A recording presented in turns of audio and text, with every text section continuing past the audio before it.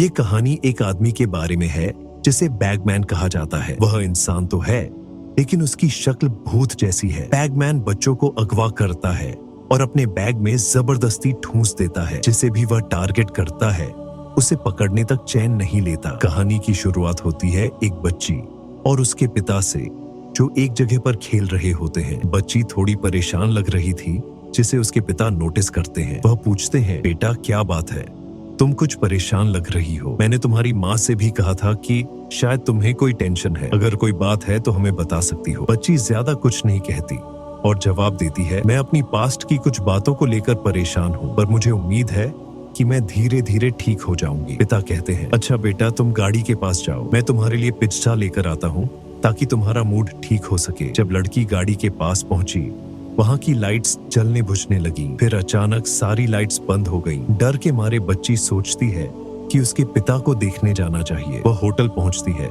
जहां से उसके पिता पिज्जा लेने आए थे। होटल पूरी तरह से खाली था। जब वह अंदर गई तो उसने देखा कि उसके पिता जमीन पर पड़े हुए थे। उनकी हालत बहुत खराब थी, जैसे पैरालाइज हो गए हों। यह देखकर बच्ची घबरा गई। इससे पहले कि वह कुछ समझ पाती बैगमैन वहां आ जाता है। वह बच्ची को पकड़कर अपने बैग में ठूंस देता है। बैग की जिप बंद होते ही बच्ची की मौत हो जाती है। 4 साल बाद हम एक नई फैमिली से मिलते हैं। इसमें हस्बैंड पैट्रिक, उसकी वाइफ करीना और उनका छोटा बेटा रहते हैं। ये परिवार खुशी खुशी अपनी जिंदगी बिता रहा था। एक दिन पैट्रिक का भाई और करीना की बहन उनसे मिलने आते हैं। पैट्रिक और उसका भाई लकड़ी के बिजनेस में पार्टनर थे। पैट्रिक अपने भाई को बताता है, मैंने एक मशीन बनाई है जो पेड़ों की कटाई जल्दी और बेहतर तरीके से कर सकती है। इससे मेहनत और पैसे दोनों बचेंगे। भाई मशीन देखकर कहता है, ये प्रोजेक्ट सभी को बहुत पसंद आएगा। शाम को करीना अपनी बहन से बातें करती है। रात होते ही दोनों मेहमान घर से चले जाते हैं। डरावनी घटनाएं शुरू।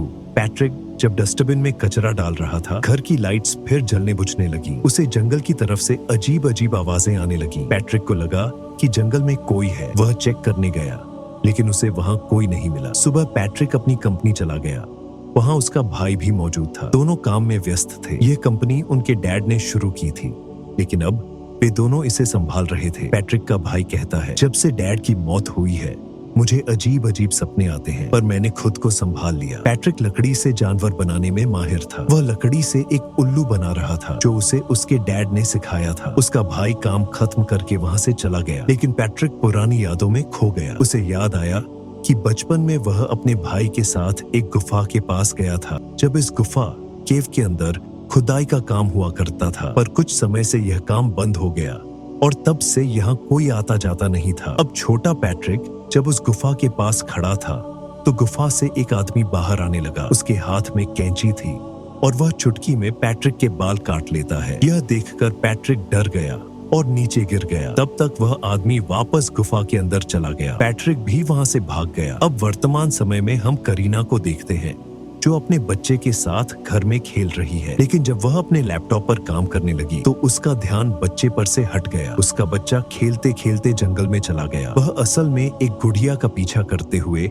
आगे बढ़ रहा था। कुछ समय बाद जब करीना को अपने बच्चे का ध्यान आया तो उसने हर जगह उसे ढूंढा। जब बच्चा कहीं नहीं मिला तो वह परेशान हो गई और जंगल में उसे खोजने गई। कुछ दूर जाने के बाद आखिरकार उसे अपना बच्चा मिल गया। करीना ने राहत की सांस ली और उसे उठाकर घर ले आई। उसे अपनी गलती का एहसास हुआ कि उसने बच्चे को अकेला नहीं छोड़ना चाहिए था। रात को जब पैट्रिक घर आया तो करीना ने उसे यह बात बताई। जैसे ही वह बातें कर रहे थे अचानक लाइटें फिर से जलने बुझने लगी। यह देखकर पैट्रिक हैरान रह गया कि ऐसा क्यों हो रहा है। हालांकि उसने इसे नजरअंदाज कर दिया और अपने लैपटॉप पर काम करने चला गया। पैट्रिक लकड़ी के उल्लू को तराश रहा था जिसे वह लंबे समय से बनाने की कोशिश कर रहा था। तभी उसे एक मेल आई जिसमें बड़ी कंपनी ने उसे कर्ज देने से इनकार कर दिया। यह देखकर वह गुस्से में आ गया और उस लकड़ी को टेबल पर पटक कर तोड़ दिया। इसके बाद उसने उसे कचरे में फेंक दिया। तभी पैट्रिक को अपने बेटे के कमरे से आवाज आई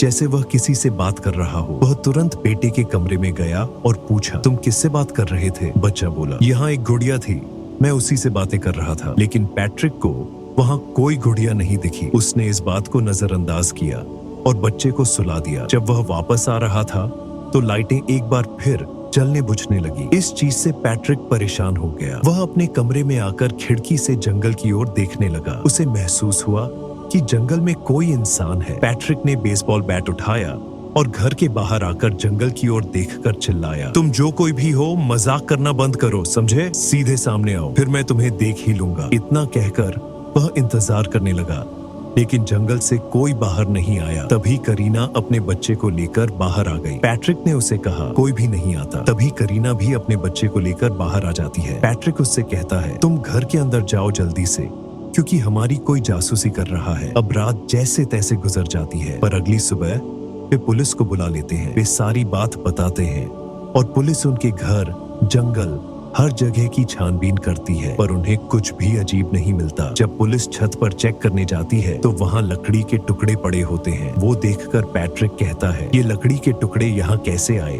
इन्हें तो मैंने कचरे में फेंक दिया था। तब पुलिस ऑफिसर सबूत के तौर पर लकड़ी के टुकड़े अपने पास रख लेते हैं और पैट्रिक को अपना नंबर देते हुए कहते हैं, तुम बस होशियार रहना, अगर कोई समस्या हो तो हमें कॉल कर लेना। इसके बाद पैट्रिक फिर से अपने काम में लग जाता है। जब वह कचरा चेक करता है तो वहाँ उसे वही उल्लू मिलता है जो उसने बचपन में बनाया था, पर उसे ये समझ नहीं आता कि बचपन वाला उल्लू उसके पास कैसे आया। इसलिए वह अपनी वाइफ करीना से पूछता है, क्या ये उल्लू तुम लेकर आई हो? करीना कहती है, नहीं, मैंने तो इसे पहली बार देखा है। पैट्रिक कुछ समझ नहीं पाता। वह सोच में पड़ जाता है कि आखिर उसका बचपन का खिलौना यहाँ कैसे आ गया। साथ ही उसे यह भी पता चलता है कि उसने जो चाकू तोड़कर कचरे में फेंक दिया था वह भी वहाँ से गायब है। अब करीना उससे कहती है, हमारा बच्चा हर टाइम फ्लूट बजाता रहता है, इस वजह से मुझे काम करने में दिक्कत होती है। वह पैट्रिक को फ्लूट देते हुए कहती है, इसे छुपा कर रखो। पैट्रिक फ्लूट को एक डिब्बे पर रख देता है और अपने बच्चे के साथ खेलने लगता है। फिर उसका बेटा नहाते समय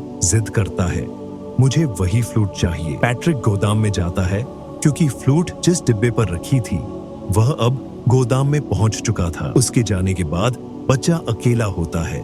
तभी बैटमैन खिड़की खोलकर बाथरूम में आने लगता है। पैट्रिक को भनक हो जाती है कि कुछ गड़बड़ है। वह जल्दी से वापस अपने बच्चे के पास आ जाता है और उसे संभालता है। वहाँ करीना भी आ जाती है क्योंकि उसने भी बच्चे की आवाज सुनी थी। उनका बेटा ठीक था। वह सिर्फ कहता है, मैंने यहाँ एक डॉल देखी। पैट्रिक परेशान हो जाता है क्योंकि उसे फ्लूट नहीं मिलती। वह कचरे को भी चेक करता है लेकिन फ्लूट वहाँ भी नहीं मिलती। वह अपने कमरे में सोने चला जाता है। तभी उसके फोन पर घर के अलार्म का मैसेज आता है कि उसमें कुछ गड़बड़ है। पैट्रिक अलार्म चेक करने जाता है लेकिन अलार्म ठीक होता है, बस किसी ने उनके शेड का दरवाजा खोल दिया था। जब वह शेड का दरवाजा बंद करने जाता है तो वहाँ उसे एक डॉल दिखाई देती है जिसने एक कैप पहनी होती है। यह कैप पैट्रिक की बचपन की थी। यह देखकर पैट्रिक और ज्यादा घबरा जाता है। जब वह घर के अंदर वापस आने लगता है तो देखता है कि घर की सभी खिड़कियां और दरवाजे बंद हैं। वह घर के अंदर नहीं जा पाता।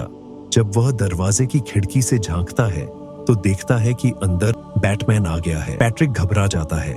वह जल्दी से खिड़की तोड़कर दरवाजा खोलता है और अंदर आकर अपनी वाइफ और बेटे के पास पहुंचता है। फिर सबसे पहले वह उनकी जान बचाता है। जब वह घर चेक करता है तो उसे कोई नहीं मिलता। अगले दिन वह फिर से पुलिस को बुला लेता है। पुलिस ऑफिसर कहता है, तुम्हें अपने घर के बाहर सीसीटीवी कैमरा लगवा लेना चाहिए। अच्छा ये बताओ, क्या घर से कोई चीज गायब हुई है? इस पर पैट्रिक कहता है, हाँ, मेरे बेटे की फ्लूट जो वह अक्सर बजाया करता था। ऑफिसर उसे शांत करता है, घबराओ मत, हम अब तुम्हारे घर के आसपास निगरानी रखेंगे। फिर भी परेशान था। उसे कुछ समझ नहीं आ रहा था कि आखिर हो क्या रहा है, क्यों उसके लिए दिन ब दिन मुश्किलें बढ़ती जा रही हैं। वह इस बारे में अपने भाई को बताता है और कहता है, बचपन में जो मैंने उल्लू बनाया था वो आज मेरे पास आ चुका है और जो कैप मैं हमेशा पहना करता था वो भी किसी ने लाकर रख दी है, पर मैं ये नहीं जानता कि ऐसा आखिर किसने किया। रात को जब पैट्रिक सो रहा था तो उसे बुरे बुरे सपने आने लगे। वह देखता है कि बैटमैन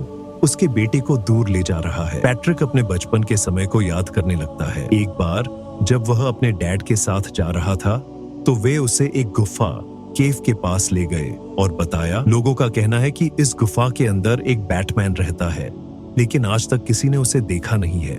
वह बच्चों को अगवा कर ले जाता है। पैट्रिक, क्योंकि उस समय छोटा था, अपने डैड से कहता है, मैं जानता हूँ आप मुझे डरा रहे हैं ताकि मैं अच्छे से पढ़ाई करूं और और सारे काम ठीक से करूं। उसके डैड कहते हैं, नहीं बेटा, मैं तुम्हें डरा नहीं रहा, मैं सच बता रहा हूँ। बैटमैन उन्हीं बच्चों को पकड़ कर ले जाता है जो अच्छे होते हैं, सारा कहना मानते हैं और अपने काम अच्छे से करते हैं। मैं सच जानते हुए भी ऐसा क्यों चाहूंगा कि मेरी जान को खतरा हो। बस इतना कहना चाहता था कि तुम अच्छे बच्चे हो तो संभल कर रहना। यह याद करके पैट्रिक परेशान हो जाता है। फिर वह अपने घर में एक दिमागी डॉक्टर को बुलाता है। डॉक्टर पैट्रिक को चेक करने के बाद बताती है पैट्रिक को नींद की कमी है, उसकी नींद पूरी नहीं होती।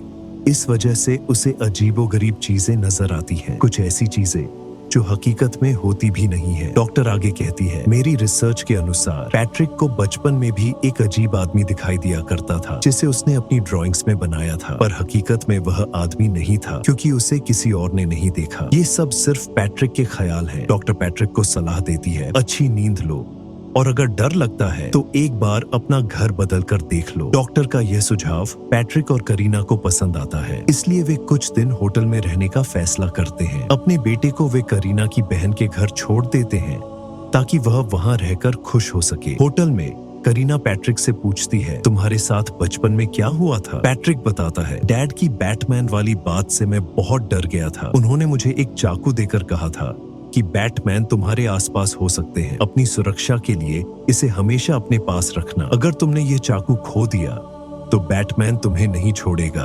और देखो, आज वह चाकू मुझसे खो गया है। उधर करीना की बहन फोन पर किसी से बात कर रही थी। करीना का बेटा आराम से सो रहा था। अचानक लाइट जलने बुझने लगी।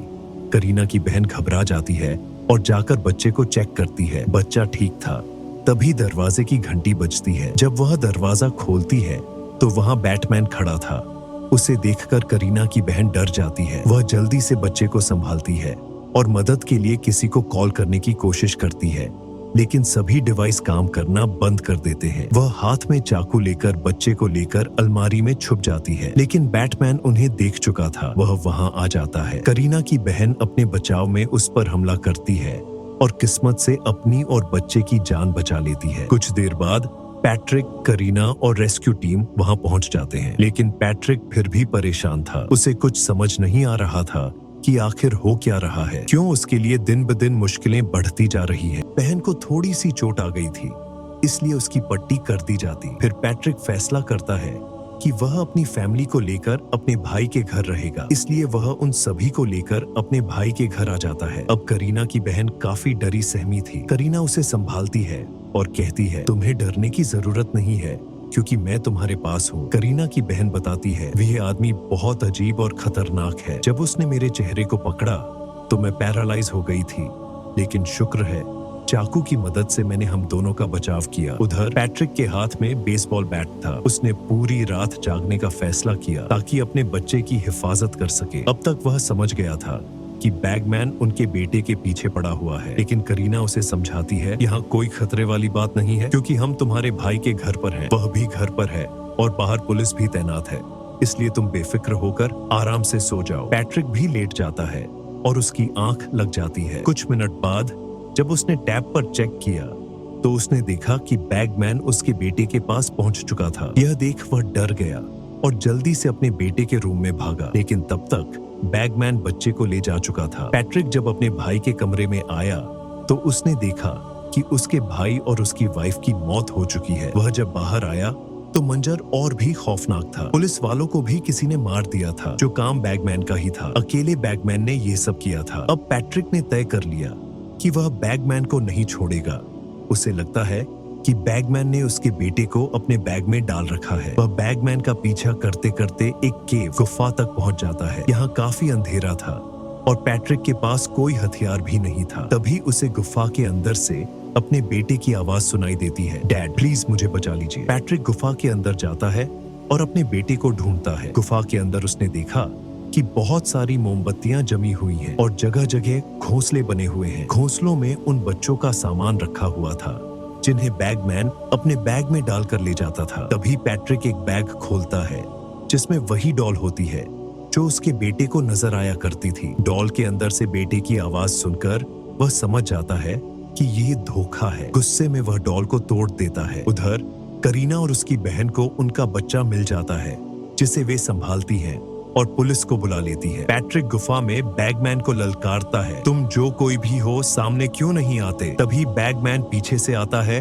और पैट्रिक का मुंह पकड़ लेता है। बैगमैन दिखने में किसी भूत जैसा भयानक था। उसने पैट्रिक को पैरालाइज कर दिया। तभी पैट्रिक को गुफा के एक घोंसले में वह चाकू नजर आता है जिसे उसने पहले तोड़कर फेंक दिया था। किसी तरह वह चाकू उठाकर बैगमैन की गर्दन में घोंप देता है। अब वह भागने की कोशिश करता है लेकिन बैगमैन उसका पीछा करता है। पैट्रिक गुफा के बाहर एक फ्लूट फेंक देता है जो उसके बेटे का पसंदीदा खिलौना था। करीना पुलिस लेकर गुफा के बाहर पहुंचती है और फ्लूट देखकर समझ जाती है कि पैट्रिक अंदर है। पुलिस गुफा के अंदर जाती है लेकिन पैट्रिक नहीं मिलता। अंत में पता चलता है कि बैगमैन बचपन से पैट्रिक को अपने निशाने पर रखता था। वह केवल खूबसूरत और छोटे बच्चों को चुनता था। पैट्रिक को बचपन में बैगमैन ने पसंद किया था और उसके बाल काटकर उसे अपनी नजरों में रखा। बड़े होने के बावजूद बैगमैन ने उसका पीछा नहीं छोड़ा और आखिरकार उसे ले गया। यहीं इस दुखद अंत के साथ फिल्म खत्म हो जाती है।